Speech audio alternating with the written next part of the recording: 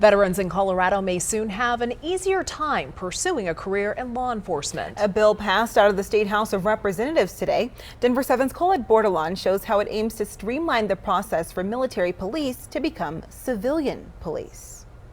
In the military, I served 16 of my 22 years as a military police officer. Representative Ryan Armagost now serves in the state capitol after also working as a police officer. When I did get into law enforcement, all of the training I had been through as a military police officer was basically non-existent. He's one of the prime sponsors of House Bill 1093, which wants to allow members of the armed forces to be included with other qualified officers from another state to work as a police officer while completing any requirements for basic certification in Colorado. POST is Peace Officer Standards and Training. That is a very rigorous, long academy for getting hired on as a police officer. He says the POST board would decide what hours essentially transfer from training for military police to civilian police. Applicants would still go through the POST Academy while getting credit for certain portions. A lot of veterans that do get out want to serve in law enforcement. They might not have the capacity or really know what the process is or how they qualify.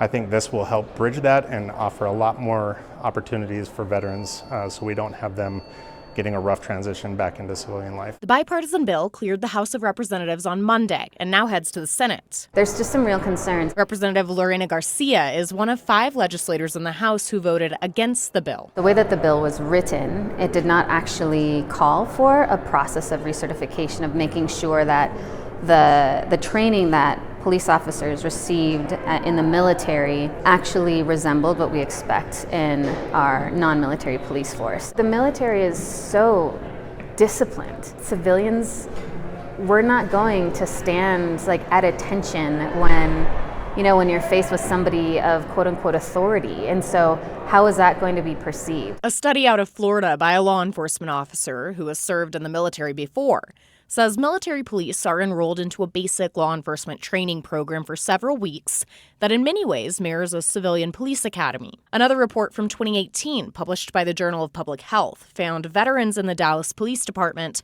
were more likely to be involved in a shooting than those who are not veterans. Colette Bordelon, Denver 7.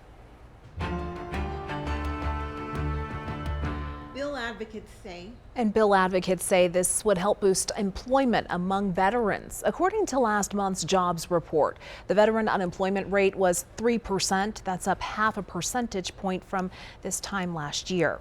Digging deeper into the issue, there are disparities when it comes to veteran unemployment. According to the U.S. Bureau of Labor Statistics, Black veterans are at greater risk of unemployment compared to their white counterparts at 3.4%. Hispanic or Latino veterans also have higher unemployment rates than white veterans. Black veterans are also more likely to experience incarceration and homelessness. The bill also aims to strengthen police force numbers. Many local agencies have been dealing with staffing shortages for the past few years. For more context, last summer, Aurora City Council voted to reinstate its reserve police force. The goal is to address its police officer shortage by recruiting volunteers.